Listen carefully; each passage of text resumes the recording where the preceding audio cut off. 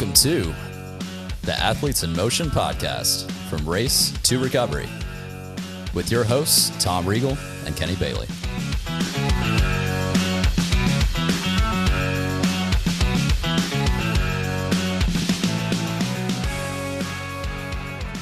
Hey, Kenny. How you doing? Hey, Tom. How are you? I'm fantastic. What's happening?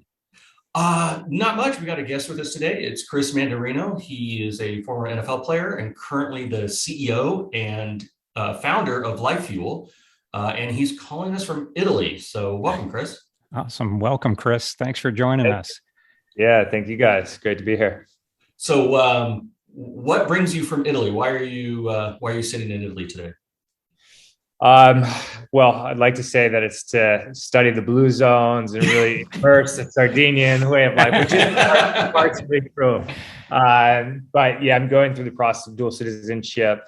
My great grandfather immigrated from Italy, and so through the process of Juris Sanguinis, you have the birthright to attain dual citizenship. And I've loved to travel and really immerse myself into different cultures around the world.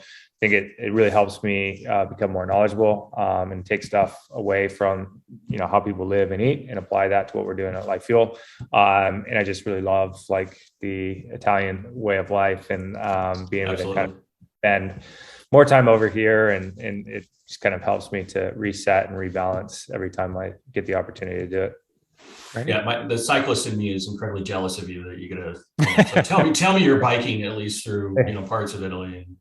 Yeah, so there's I've done a ton of biking, but there's a hike I want to do at Selvaggio Blu, which is on the east coast of Sardinia. I was here last summer and we had the chance to see it from a little Gomino boat, which is just incredible. The water is magical, and he's got these beautiful caves and everything. You can't get to it unless you kind of hike along the ridge or go by boat. Nice. So I'd like to see it from the other side. And it's supposed to be one of the best hikes in Europe. And I can imagine how stunning it must be from on top. So I think we'll probably try to do that next month. That's fantastic. Yeah. So, we're going to talk a little bit today about sort of nutrition and kind of what clean eating and stuff means. But before we get started on that, we'll talk a little bit about sort of your kind of how you grew up and kind of where you were. You were a former NFL player. How did was it sport something that's always part of your family, part of your life, or are you the outlier? Or how did you get to little Chris to fullback, I guess would be the question. Yeah, it was definitely always part of my life. And so it's kind of multi-sport athlete as a kid, when I guess you could still do that thing, right? Baseball, basketball, swimming. I was a really strong swimmer and swam competitively. And then my first year of football happened, I think, when I was like 8 years old. And my mom kind of resisted because my dad had played football in Michigan State, but had quite a number of injuries that really hobbled him, and I think he had a slip disc in his back and a herniated disc in his back and his knees. And my mom was also very athletic. She grew up in upper state New York on kind of a ranch there, and my grandfather had built a lake, built everything, I guess, with his spare hands. And so she was water skier and a gymnast and a choreographer and a dancer. And so, certainly in my blood to, have, the genetics were in my favor because both my parents were super athletic. And so, it's pretty much running around from practice to practice. And I have 4 sisters. They were all very active as well. They got into, swimming and water polo very competitively. So, you can say definitely an active family all around. Was it a competitive family? I know with my brothers and sisters, it was, always competitive to this day, which is sad, It never. Yeah, that's it. Yeah, the competition never quite goes away, and now it's like, okay, if it's not sport related, whether it's like a board game or something, just the level of competition and intensity is through the roof. And you invite somebody over, and they're like, "What's wrong with you people?" It's the game, It's shut up already. Yeah, you're dancing on their bones. You're like, but it's funny because like those competitive battles have carried through to adulthood, right? And always, I feel like it's, everybody's trying to beat me and they team up, but yeah, it's fun. That's funny. So why, of all the sports, I mean, swimming, all the other ones, what attracted you to football, despite the fact that your dad, so here's your dad over here, hobbling, and you're like, screw it, I'm going to do it anyway. Or was it just naturally sort of fell in that way? Yeah, I think it was partly because of, my dad had played and just like a lot of his memories and friendships really came from football. So I could always kind of looked up to that. And then I think there's just something about football once I kind of got a taste of, what the game was all about and kind of that team environment and the physicality, just kind of, I really enjoyed it. It was a much faster pace than swimming. Swimming for me, I just got tired and bored with swimming laps in the pool. And even though I was like really good, I wanted kind of something faster paced and that competitive, like, maybe it's the violent part of it. I don't know, but the contact definitely adds to it. Yeah, exactly. And so, I think both because my dad had played at a high level and just the sheer love the sport itself. What position did your dad play? My dad was a fullback as well. Fullback at Michigan State. Yeah, I didn't play fullback until I walked on at Berkeley. I was a quarterback and tailback and linebacker and safety in in high those school. days you played everything, right? Yeah, and then I was kind of coming out of high school. I was a tweener, so I was too small to play linebacker, too slow to play tailback. I didn't play my entire senior year at quarterback, so I didn't know what I could do there. And scouts just didn't know where to put me, and so a lot of those D1 offers that I was hoping to get never came my way. And so, that was obviously a big crossroads in my life to try to determine how much further I really wanted to pursue that goal. I had, a lot of accolades coming out of high school and competed against some of the best players that went on and were getting all these scholarships, but, they just weren't coming my way. But fortunately,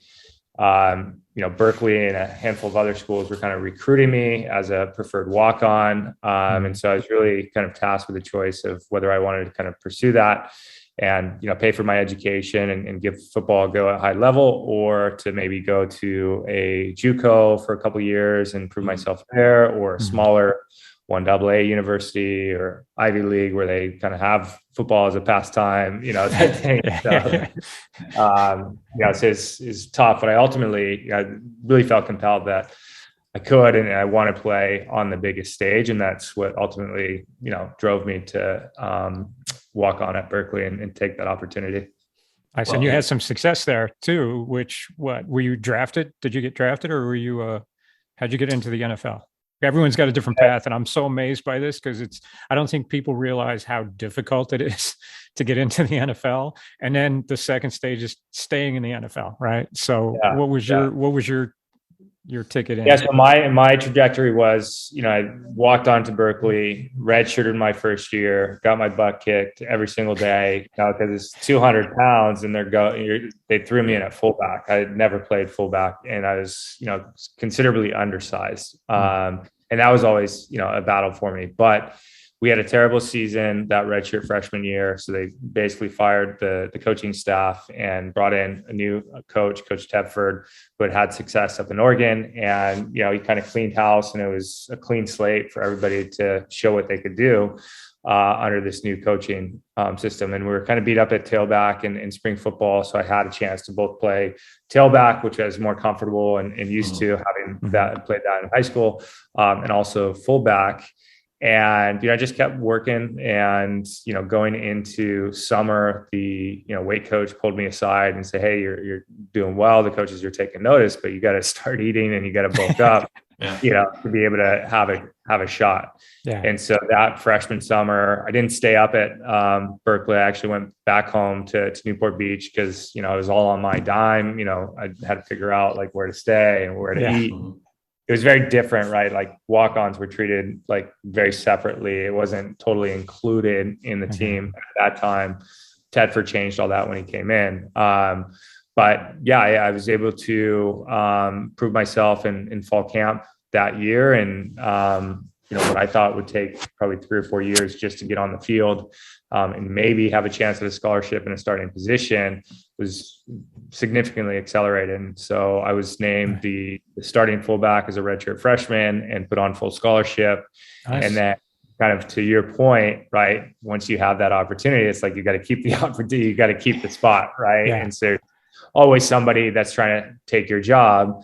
And, it's just, I think through continuous work ethic and trying to continue to put on weight and strength and just do my job well, that ultimately led me to start a school record 52 consecutively started games at that position. Nice. Which allowed me, and because of the success that we had as a team, Aaron Rodgers was our quarterback. I fought for 4 other, NFL tailbacks, Marshawn Lynch, Justin Forsett, JJ Arrington. So we led the Pac-12, Pac-10 at that time in rushing every year. And this is when Reggie Bush was at USC. So that's, pretty good accomplishment, I'm sorry to back up. You were doing fullback for Marshawn Lynch. So yeah. So at that point, do you just get the hell out of the way or was he pretty much? Yeah. I mean, you got a play called and it's like power right. And Marshawn's like halfway on the other side of the field. Exactly. Off him and you're like,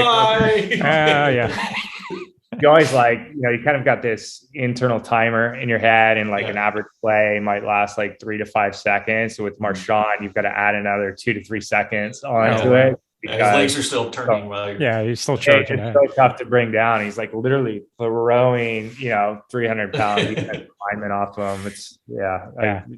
That's why he's beast mode. Yep. Yeah, for sure.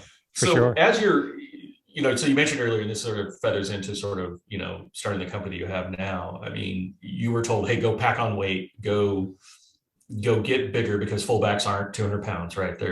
They have to be clearly. Also, there's a lot of lower body weight on that one too, I would imagine, right? So a lot of so as you started, was nutrition something that was there's a difference between food and nutrition, right? You were packing on weight. At that point, was it just any weight you can pack on, or were you pretty conscious about it's got to be cleaner, it's got to be better, or was it just pure volume? Yeah, I was always conscious about it. I wanted it. I kind of had a general understanding of what, clean food was. But the advice that I guess received, whether it's like the dietitian or nutrition, it wasn't as well integrated back then as I assume it is now, in terms of like having a personalized nutrition plan, like that's super dialed into like every macro and micro and all that stuff, right? So it's kind of like you need to eat more, and it's kind of up to you to determine how you're getting those calories in, because you're burning a whole heck of a lot, obviously, through practice and all the training that you're doing. And so, I sought out, clean or leaner protein sources, but didn't have like this, I guess, scientific approach to it. And I think the result of that, when I ultimately got up to 240 plus pounds at my heaviest, you're guzzling down whey protein shakes, you're just a lot of animal protein, and just like had major heartburn every time I would eat, and just like very gaseous and uncomfortable. And you would feel the inflammation in your bones and every joint in your body. And so there was a time, was really later in life after football, where I didn't need to be 240 plus pounds anymore to hit linebackers and defensive ends in the face, where I was like, okay, I got to get this weight off.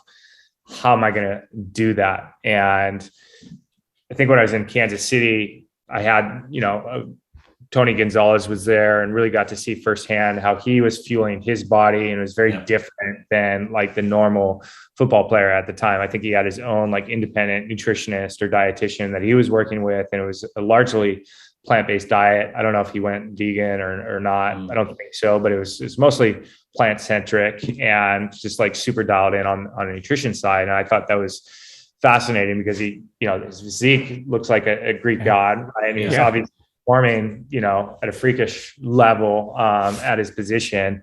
And so, I kind of started to take some mental notes and do some additional research, but it was really kind of going through that experimentation for myself and my own body to try to shed a lot of that excess, fat that you accumulate when you're putting on weight, lean out, but still kind of maintain the muscle mass and everything else. And it was, a lot of bodybuilding books that I read, a lot of just, literature around, nutrition and counting macros and all that stuff. And then, it was just tons and tons and tons of research. And then I ultimately started working in the field professionally for a bariatric nutrition company. And we actually launched one of the first ketogenic programs on the market. This is like 10 years before the big keto craze became a thing, because surgical weight loss doctors were using it as a means for weight loss, medical weight loss, right, to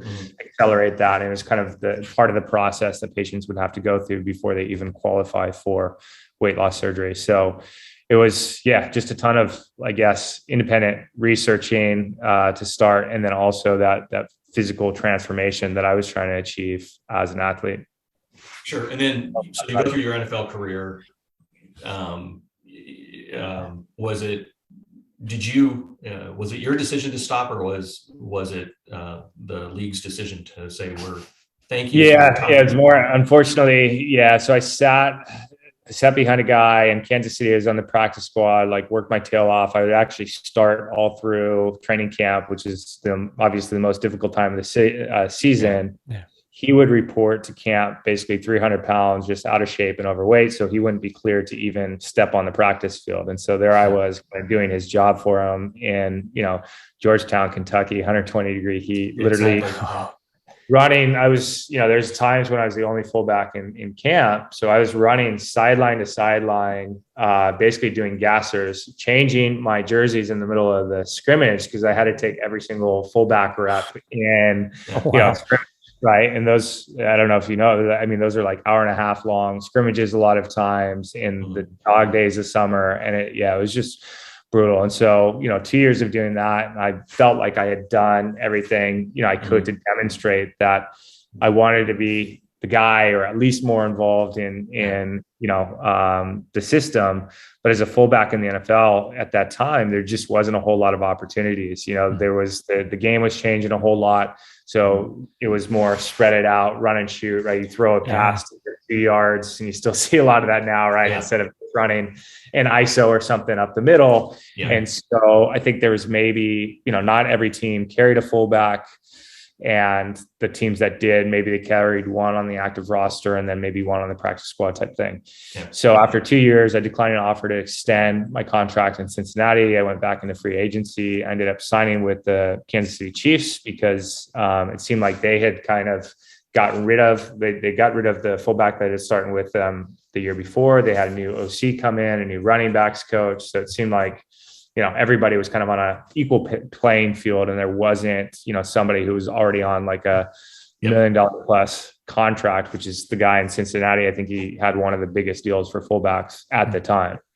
So chose that route, and then it kind of battled it out for the starting position there. But a little bit of nepotism worked against me, and I was told to, got all the way down to final cuts and thought I hadn't made the roster. I'm out looking at apartments in Kansas City, and then get that dreaded phone call and say, hey, it's so-and-so, you got to bring in your playbook. And so you just again, you feel just totally drained. You felt like you did everything you had to do to earn a spot. And, unfortunately, the business side of thing didn't work out. And so, you're driving your car home from Kansas City to California, just trying to figure out what's next.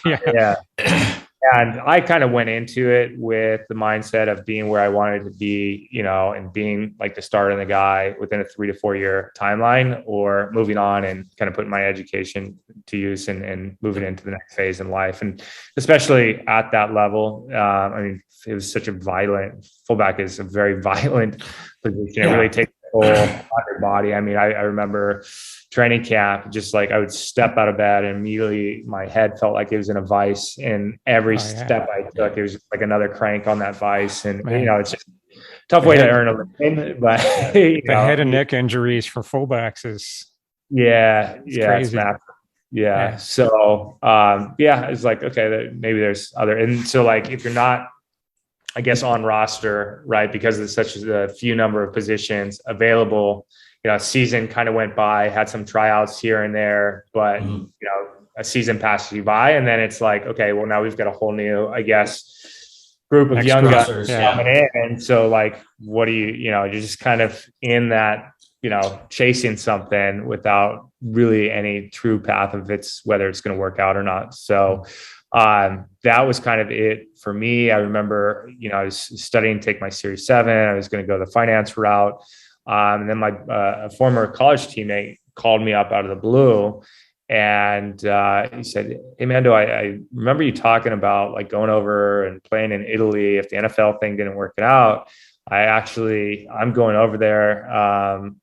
I guess he had a high school coach who was the coach for Bologna the year before, and they were looking for a few Americans because each Italian team could bring over 2 to 3 Americans to be on the team. The rest were Italians.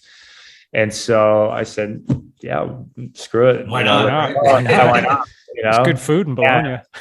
Yeah, it's incredible. I was in a tough spot with, the game and just how it had ended. And, it's not on your terms. Very, very rarely is it. Right. And just kind of a bitter taste in my mouth. And so, going over there really, allowed me to play for the love of the game again and really help walk away, on a positive note and really be appreciative of, all the amazing, memories and friendships and stuff that came from football, as opposed to saying, oh, well, I could have, what could have been, but fortunately it wasn't due to a major injury or anything like that. I mean, so, and especially at fullback position, it's not a head injury, right? It's not the point where, you're retired and your head's still ringing. You see a lot of, obviously with the concussion protocol, with the lawsuit that ensued, right? There was just scary stuff. So let's talk about fun stuff. So fast forward, what was, so you're out of football. I know that transition is probably, what am I going to do next? What's going on? How did LyfeFuel become sort of a thing? What 2 questions, I guess. When did nutrition become more important? And then what made you decide that I'm going to take this on my own? Yeah, so I think the nutrition became more important when I was trying to make those physical transformations post, football. Even though I was performing at a high level, I didn't feel that great. I didn't look, the way that I wanted to. So I knew, I needed to transform my body. And it wasn't the exercise, because I kept, working out constantly. I was still obese, but like until I changed my diet and nutrition, that's really when transformation started to happen physically. You start to lean out. A lot of that fat loss just kind of melted away. And I think that was reaffirmed when I was living abroad in Italy, because I saw, how much differently like they lived and how much different like their approach to fueling and food was versus, what we've adopted, in the US, where it's just like, we're just so thoughtless of what we're putting in our bodies a lot of time, and and even going to like get produce and stuff, it would last just a few days or maybe a week. Whereas in the US, you go to a supermarket and your produce lasts like a month or 2. And you're just kind of scratching your head and you're going on, what's going on here? And really when you dive into it, you see it's because how radically our food system has changed in just the past few decades, right? And so I think it was that N of 1 experimentation, going through that for myself, that enlightenment that I had when I was living in Italy, and then professionally getting started in the nutraceutical space with this bariatric nutrition company, that all kind of aligned. And I did that on the corporate side, basically started at the bottom of the totem pole and customer service, quickly worked my way out into a territory manager position where I was traveling, covering 6 or 7 different states, really integrated to a lot of these practices and educating both the patients and the physicians about the role and importance of nutrition, because in reality, a lot of doctors don't get this knowledge or education about nutrition in medical school. And, and most of us don't get that either, right? It's just kind of what we've been told by friends or family, or, you know, what's been passed down. So I think the approach that they had, and that really the parent company that ultimately buying that business, which was more on the functional side of things, really rooted in science, and they approached it like a pharmaceutical company does, where they have a full staff of PhDs, and they're really starting with the science first and looking to nature to find all these, you know, amazing botanical compounds, and then using those to kind of address a lot of the chronic lifestyle diseases and ailments that we're largely suffering from. And so I was just fascinated by it. I learned so much during that 6 years of working at that company, but then started to realize that there was a much bigger audience that could benefit from this information and this way of fueling your body and approach to nutrition, and not necessarily have to go through, you know, a naturopath or, you know, your, you know, primary care physician to take control of your own health. And I think that also kind of aligned with kind of the way I was, my kind of mental state as an athlete, and just like, hey, like people should be empowered to kind of do this on their own. And so that's really, you know, it's kind of tossing around this idea around LyfeFuel, and saw it in that existing patient population where there was a whole host of micronutrient deficiencies that are very common in the obesity and overweight population, but also exist in the general population. So over 95% of Americans don't meet, you know, the bare minimum for one or more key vitamins and minerals in the diet. So I started to dig into why that is, what's going on. And again, it goes back to how drastically our food system has changed, right? And the loss in nutrients in the soil that doesn't get passed and transferred over into the food we eat, and the ultra reliance on ultra processed food. So it's this whole dynamic that is pretty out of whack. And so at LyfeFuel, we wanted to create, you know, a more efficient way of fueling your body that puts back what's missing from food. So starting with the science and really dialing in, okay, what are the key micronutrients that we're not getting even on a quote unquote healthy diet that we can get in a clean and convenient fuel source that's, you know, easy to use on the go, which was, I know, important to me as an athlete, but also important, you know, for, you know, people that are in the professional world or have kids or what have you, right? Sure. Because that's unfortunately not changing. We're not just adopting the Italian way of life overnight, where we have siesta in the middle of the day and everything else, right? So we're not slowing down. Well, yeah, and I think so. You're tackling. You mentioned probably the edge of huge issues when it comes to socioeconomics on availability of good food for people. The idea that food is and I've had some background. I used to work in a program with Dr. Dean Ornish, who was looking at nutrition and lifestyle. It's a way to reduce money. But the challenge was also a couple of things. It was around the idea that when people meet at a meal, it's a social event, right? And that it's more than just fuel. There's a factor that's involved, and it's also that family member. So person A may want to say, you know, I need to eat a cleaner diet, but again, it's sort of like drugs, right? They're surrounded by a bunch of people that are eating a bunch of McDonald's and a bunch of stuff. Like, hey, that's great, you want to do that, make sure you fry me up a burger tonight, right? And when you get around for a meal, it becomes a social event. Especially, obviously, you know, in Italy, it's probably more of a social event, or you know, and so the combination of those things can be really difficult when you're starting a company to say, hey, this is going to help you get those vital nutrients back. When you started LyfeFuel, what was kind of, you had to go after a first sort of order of market. Was there a particular, to your point, former athletes or people that are looking to be better? How did you start pinpointing those? It seems to me that there would be you get the easy ones first, and you're going to get a majority of other people, and then you got the laggards behind kind of deal. Is that kind of how you approached it, or how did you start sort of gaining traction? Yeah, I guess that's in marketing sense, that's how you're supposed to. Okay, here's my ideal customer. Exactly. You got a persona there. You go after the persona. And we did some of that, but it wasn't, super specific in that regard, because at the end of the day, when you get down to the science, all humans need this. Exactly. All humans need optimal nutrition. So you can't say, okay, this is only for athletes. This is only for business professionals. This is only for, soccer moms. Like anybody who's not got their nutrition, if they're not taking it seriously, something's going to give, right? It's just pure biochemistry, physics, it just, that's what happens. And so what really was compelling to me was Dr. Bruce Ames' nutritional triage theory of aging. And that posits when you don't get the essential nutrients that your body needs on a daily basis, you flip a switch from long-term health to short-term survival. And how that manifests could be different depending on epigenetics, right? And different things. For one person, it could be obesity.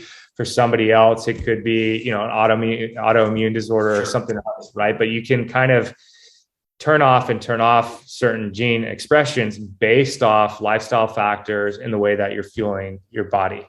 There's a ton of research around like what's going on in the plant-based world and stuff that I was able to learn firsthand going through eCornell and Dr. Campbell's course there. And really, it all boiled down to the science, right? When you look at the science, there's a very compelling argument to, get the essential nutrients that are largely missing from diets back in your body, and to find more efficient, cleaner fuel sources. So instead of like whey protein, we use, plant-based protein, and, it's all getting those antioxidants, the phytonutrients, the fiber, all these things that we've been, we've evolved to eat as humans that we've largely discarded in modern diets.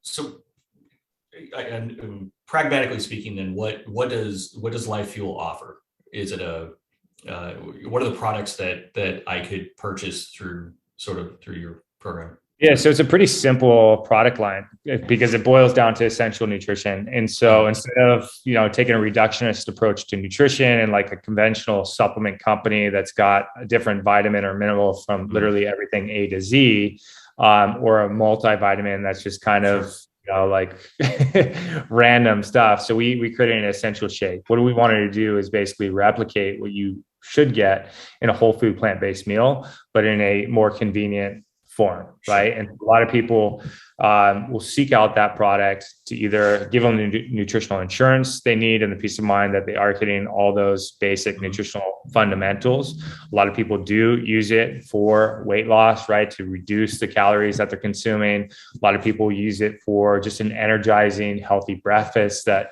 gets them moving and out the door. So it's got a lot of different use cases, but the most important thing is, again, it's kind of laying that complete nutritional foundation so that if you do want some additional supplements or something, it's more of a boost, right? And it's more personalized as opposed to just randomly, popping a bunch of pills and stuff. So that's really our hero product. It's really, the core of our business. And in addition, we've got our transformation program, which is an educational program that really helps to kind of move people away from a standard American diet to adopting a more holistic approach to wellness that's rooted in a low inflammatory, whole food, plant-based diet.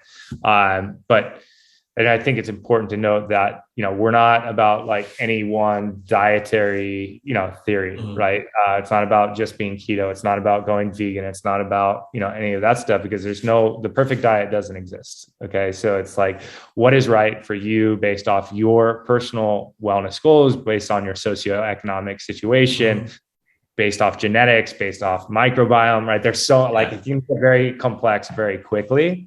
And so what we try to do is boil it back down to a core set of principles that when applied are going to benefit pretty much. You can't deny the benefits of a largely plant-centric diet and fueling your body with more phytonutrients, antioxidants, and all these, things that it takes to optimize wellness. Yeah, I've always been pretty amazed that anytime I go out to eat with friends or whatever we got, even the nicer restaurants type of things, I always like to point out to everybody, I said, there's no vegetables anywhere on these plates, right? And the one person that did order it got the 3 pieces of asparagus, and I'm going, and that's nowhere near and it's just, once you start noticing little things like that, every time you go to eat and you go to something else and you're just kind of like, okay, and it's not, like you say, it's not one size fits all. It's not perfect. And it's not like you have to go completely vegan, although it works for some people. You just need to add more vegetables in. So if you're still hungry, eat some more vegetables, just add that part of it. So so you came out, you launched this product in 2016? Did I read it? 2016. Yeah. So were you kind of at the forefront of this? Because I'm starting to see other companies. We were early. Yeah, we were summer things. So it seems like you were way ahead of everybody. Yeah. I mean, there was maybe a couple companies on the market like Vega and was the other one, Garden of Life. But, my challenge with that going through this transition is, I tried a lot of those products. They taste like dirt. So they're like, healthy. And I'm not going to do this on a daily basis in most American food. So it's trying to balance, right? What people want, desire, right? You want something that tastes good. You want something that, you're excited and enjoy, and like the green shakes and all that stuff. It's just like not very enjoyable. So we're trying to balance art and science. And it took us 2 years just to come out with our initial, formulation and bring that to market. I've been working on a new formulation for just as long, for the past 3 years now. And it's very excited to get that to market because it's included a lot of new innovations that's happened in the space and really using a lot of the customer feedback that we've received for the past 6 years of doing this to upgrade and really, continue to push that edge further, right? Because now what you've happened, this plant-based craze has really taken off. And that was kind of our prediction that, more people would start to, recognize the benefits of being plant-based. Also thought that more people would, start purchasing stuff online and e-commerce was going to take us. So there's a few kind of underlying trends that we kind of shaped the business around. But now that it's kind of diluted, I guess what plant-based, right? Because now everything's plant-based or everything's got all these buzzwords, right? So it's challenging for the customer at the end of the day to sort through all that noise and really understand, what they're getting in a product. And I think it's good that there's more, options available, obviously, but you really need to, be informed and educated. And most of us just candidly don't ever get that education. So you almost need a PhD a lot of times to read a nutritional label. Sort through what's on the front of the packaging to get down to like, what am I actually getting through these products or, a lot of times packaged food and stuff. So, it's been an interesting space. It's definitely been a space that's been growing a ton, especially in the past couple of years alone. Yeah, I know. Just trying to get through the reading the labels of like you're fighting the sugar thing, right? So vegetables don't taste as good when you've got that sugar base. You get the sugar out of your system, and then all of a sudden the vegetables taste better. But you can't get somebody over that 2, 3, 4 week mode to get into that mode, and then you find out that on the labels, they start changing what the name of sugar is, right? So there's other things in there and they just change the name. So it doesn't say sugar anymore, but it has these other things that are kind of buried in there and you don't realize it. But once you start looking at all the things that have sugar in it, I'm to a point where I still have a sugar, like I have a sweet tooth. I try to fight it off, but it's still there sometimes. But I can still like get a burger someplace and I go, oh, they put sugar in the bun. It has no nutritional value, but it has lots of sugar in it. Gosh, this bun tastes great, but it's just this battle that we have. It's crazy. Yeah. And I think that is one thing that, that's why we have the transformation program, right? And trying to get people to experience that over, a 3 to 4 week period, and you cut out sugar, you're reducing, you're, cutting out the ultra processed foods and stuff. And, once you do, you're kind of retraining your taste buds. And, even with our products, there's, we use a touch of coconut sugar, a little bit of stevia. We're doing away with stevia and transitioning to monk fruit. But like when people have retrained their taste buds, they're like, oh my gosh, it's too sweet. Right. And so it's really getting back to a level of just like those truly natural components. So the cacao should taste like cow, and maybe there's just like a subtle taste of sweetener, but it doesn't need to taste like a Wendy's milkshake or something, Most people don't enjoy that once they've kind of gone through that transition. Yeah, the sugar is not terrible, but it's just you just the doses of too much of diet it. is it's ridiculous, just too much right? of it. I mean, we're endurance athletes. We need sugar for our races. We need sugars to push the distances and stuff. But yeah, so. But taste is a big deal. I mean, It's huge. we make it. At our shop, we make a lot of smoothies, and we've had more than enough protein manufacturers that come to us and say, hey, you got to try this, you got to do this, and they're clean, right, and they look great, and the ingredients are great, and at the end of the day, they don't, pea protein that has pea protein is not going simply, we're trying to get people to have protein based smoothies and put real ingredients in them, but at the end of the day, taste is king. And I know you need to kind of modify that to a certain extent, but to your point on that 2-year sort of window, how much is that really around trying to nail that sort of taste? And if you have dragon fruit, I'm going to kill you. So I don't know what that is. Is that just I think it's a catch-all for, I don't know what to call this flavor. So we're just going to call it dragon fruit. I don't know. I'm kidding. But is that, I mean, how much of that 2-year window when you're doing it is around just making sure it's got a texture and a taste? I know, like, for example, the plant-based burger industry, Impossible Burger was the one that finally nailed it when it came to sort of the sizzle. I mean, isn't it funny how we try to make a plant taste like a piece of meat to get people to plant, but hey, we do what we do. Yeah. So what's that process like? It's a long process, right? Because we've got a benchmark, right? And generally people do like what we have now. Obviously, we wouldn't be in 6 years later if they didn't, right? And so a lot of people like that. So it's going through, how do we use that, but improve massively upon it? We don't want to just only improve the taste, but we want to improve everything in the product, right? So our goal and our unique approach is around 100% food-based nutrition, right? So getting away from anything synthetic, like vitamins and minerals that are chemically constructed in a lab, which is, candidly, 99% of the, supplement and nutrition industry is reliant on synthetic vitamins and minerals. And so really want to lead this, next wave in innovation, which is around food-based nutrition. So that, fortunately, there's been a ton of innovation that allows us to do that. Secondly, we don't want to just kind of, say, oh, we've got clean ingredients. We want them to be equivalent from a science standpoint to what you would get in like an animal-based protein, right? So using the correct combinations of proteins. We're currently using pea and rice, but now moving forward, there's a cleaner, better tasting protein source that we plan to use with the pea that complements from amino acid profile standpoint. So you're getting that full PDCAAS score that you would in a whey protein.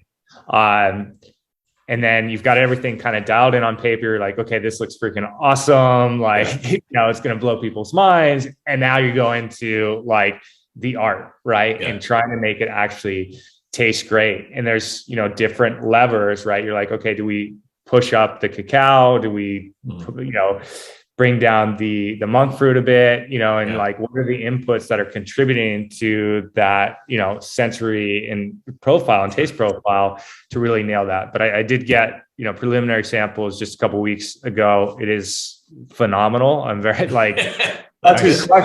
crushes what we have now from like both a nutrient standpoint, taste standpoint, mixability standpoint across the board. Now we got to figure out the cost side of things and how. That's what I was going to ask too. So it's like, especially now with everything going, to the moon in terms of commodity prices and stuff, that's where there's just so much that goes on behind the scenes that you're trying to balance and manage and also kind of appeal to what people are willing to pay for. Because the other challenge is when everything looks, okay, well, this is plant-based and this is plant-based.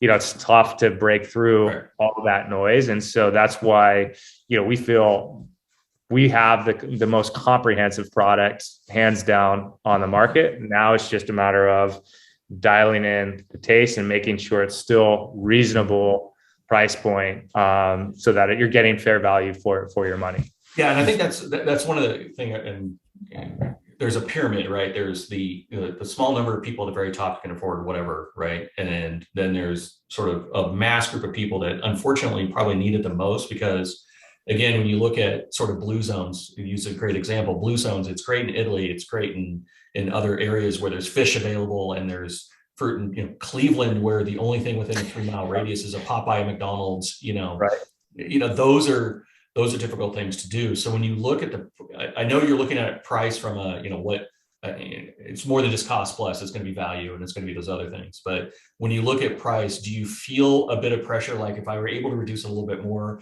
I can get a wider number of people.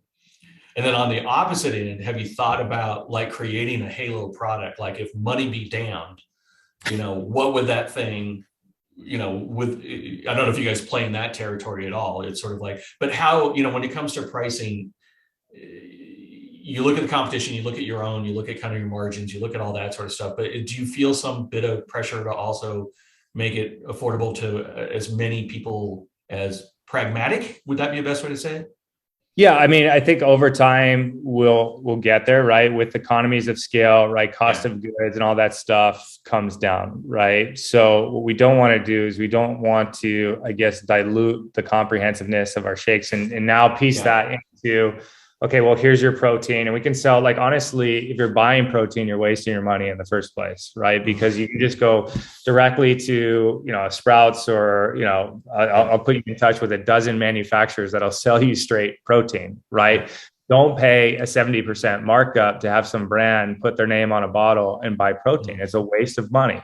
What we're doing is completely different. And there's no product on the market that's close in terms of what you're getting. You'd have to put a multivitamin and a greens and berries and protein and all this stuff. So it's really a value-based approach.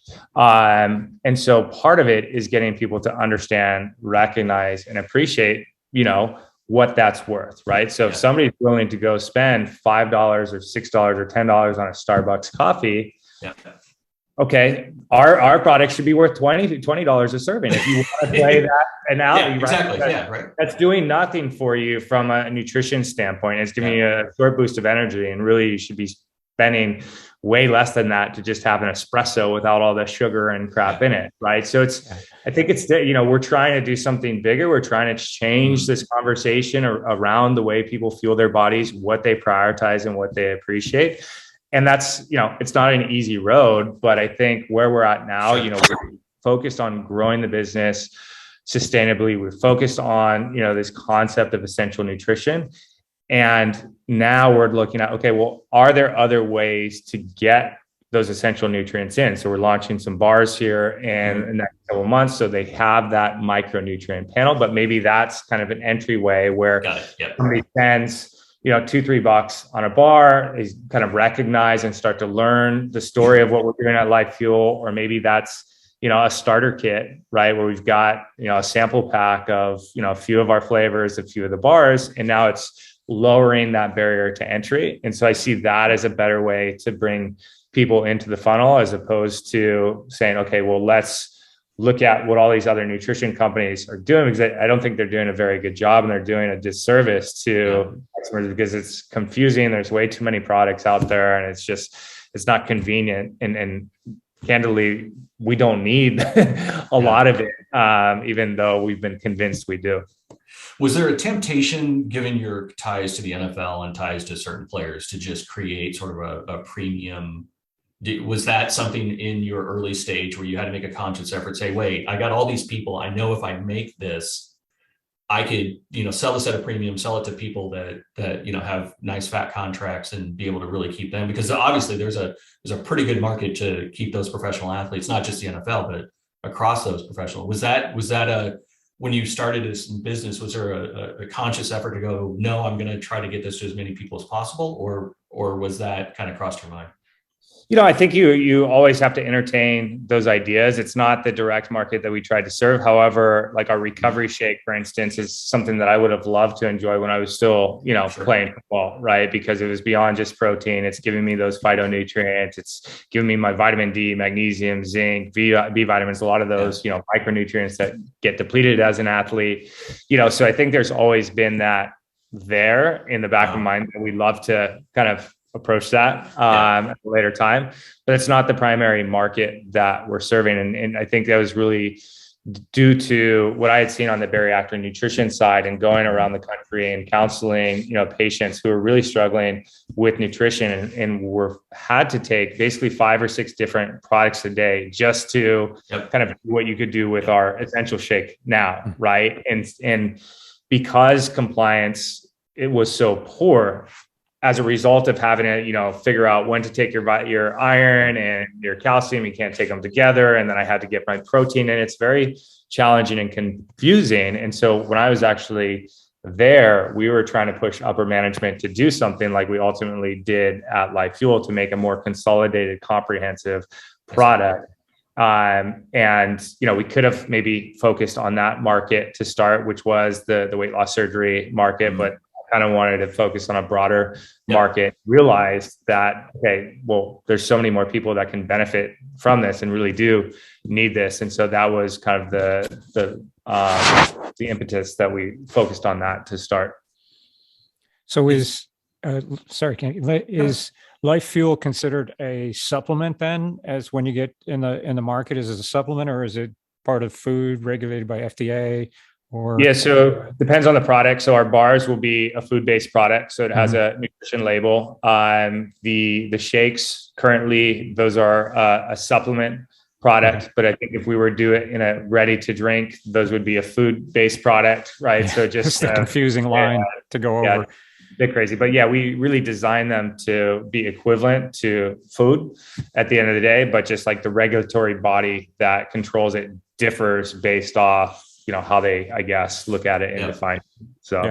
So is that, I know there's the NSF safe for sport type of thing. Is that something that your product has? Or I know that's ridiculously expensive, but as I work with USA Triathlon, I just got out of a conference. One of the things we're talking about is the supplementation and, of course, the USADA and WADA anti-doping stuff. And they just really, really concerned about the amount of unregulation in the supplement industry. How do athletes approach yours? Yeah, I mean, for us, like, especially with the new formula, you look at the label and it's like, it's like apple and orange and, so it's like a lot easier to decipher. That's definitely something that we'll layer on. But to your point, it is quite expensive.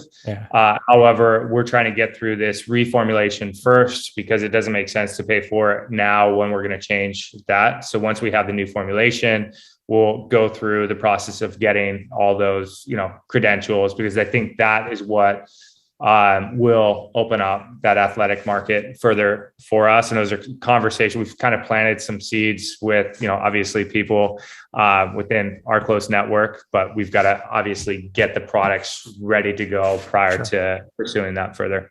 Okay, cool. But yeah, should be a simple thing, obviously, for us, because there's nothing, It seems like it'd be a slam dunk. I mean, it's just a matter of cost and that, just what are you willing to pay and all that stuff. What's the return on that? Yeah. Is there two questions. So is there a surprising group of people that you didn't expect to use your product? And on the opposite end, what are sort of what are the 3 or 4 things you always hear on why it's not going to work or why I just decide not to do that? So let's start with the first one first. Is there? So first question, definitely. So it was actually the more elderly population. So, 65, 70, my parents, right? They have come to rely on it and, they get pissed off at me because we've had so many challenges with like out of stock stuff in the past. So they're like, you can't get people, relying on this stuff and then run out, And we've heard that, and those people like literally just lay into us, and they're right for doing it. And it's cool to see that they have made it part of their daily habit, because that was really the intention behind the product, right? It's a daily nutrition shake.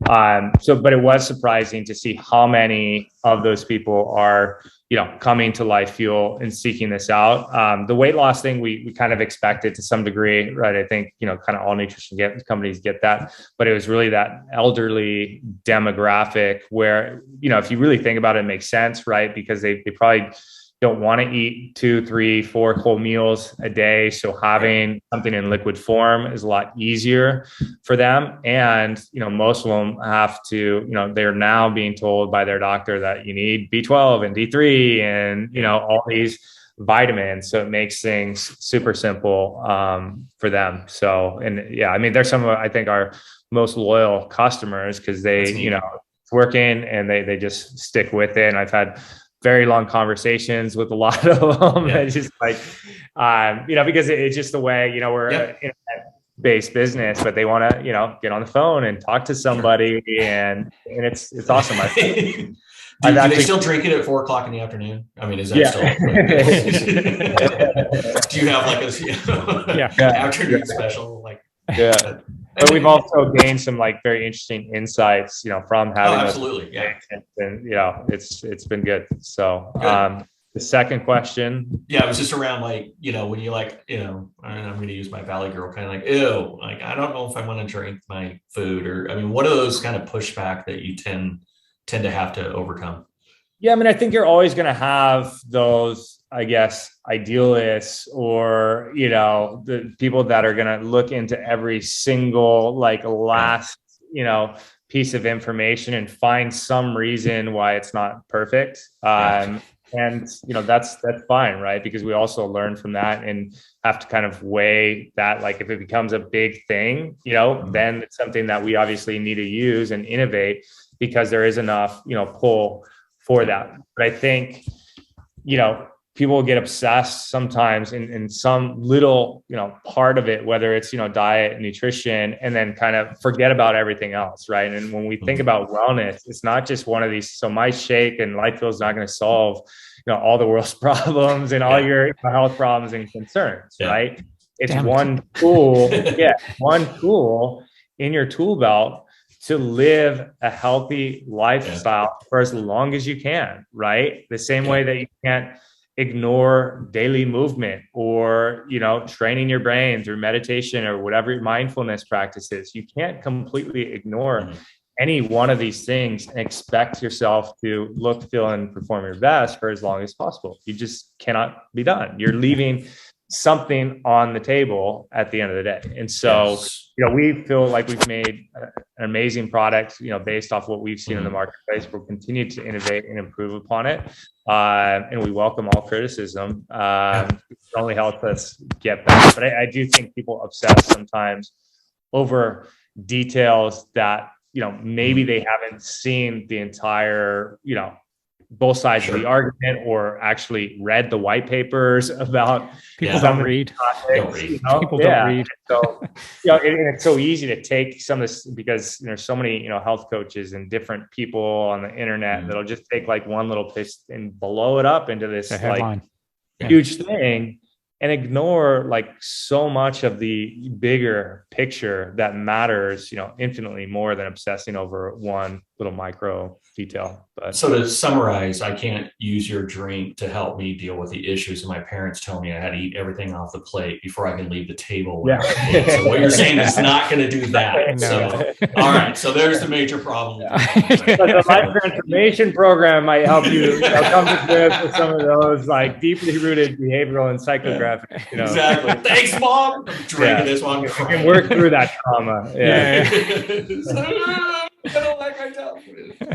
Okay. Oh, sweet. So what do you got coming up, Chris? What's other than a new product coming out? Anything else that's exciting? So I think dovetailing with this new product, it's a brand refresh across the board. So the introduction of what we're dubbing as LyfeFuel 2.0, right? And so that's really doubling down on our core values of quality, efficacy, and sustainability, really leading this movement into the next phase of nutrition, which is a food-based nutrition, really kind of being polarizing against the larger supplement industry and saying, hey, there's a better way to fuel your body. And that's been something that we've been working on for quite some time. And I think that will be our first step to, a much larger initiative, hopefully downstream, which is the personalization of nutrition. And that is, really, really exciting, but that's obviously a lot of work. And there's a lot of, interesting companies that are trying to figure that part out. But I think LyfeFuel will have some role, one way, shape, or form in that conversation. in the future. Oh, sweet. So, and purchasing is online? Everything's directly through our website, LyfeFuel.com. That's life with a Y, LyfeFuel.com. We've got like the subscription program because it is intended to be a daily routine. And so there's like the best cost savings and all that are directly through our website. We do sell on Amazon, but the best experience and, best value is always direct through our website. Yeah, I did check out the website. It's very, very thorough. So nice job on Thanks. the website. Yeah, we tried to go deeper into, the topics and the products and really give the customer everything that they would need to make, a proper decision about whether it's for them or not. And then, even we have like a zero risk, offer. You can buy it. If you hate it, no big deal. We give you your money back. All good. Move on. Try something else and find something else. All good. Nice. Cool. Well, this has been fantastic, Chris. Thank you so much for coming on and talking about all this. It's great to get to know you and to get to know more about the product. I mean, that's pretty cool. So we're super excited to have you. So thank you. Thank you so much. Thank you guys. Thanks for having me. And I'm going to have to come check out the recovery center when I pass through. Yeah, come through Nashville and say hi to Kenny at the recovery lounge. Like all my friends from California have left California and are all living in Nashville now. So we know. Everybody's we're two of them, by the way. So we nice. From California. I came from New York through California to Tennessee. So I like to point that out. So that's all good. So, and this is my tagline. So thanks everybody for listening. We really appreciate all the comments and questions and things that come through. So give us 5 stars, thumbs up, whatever it is that helps the algorithms and more people can actually get this information out. So thank you, everybody. Thanks, Chris. Thanks, Kenny. And we'll catch you on the next one.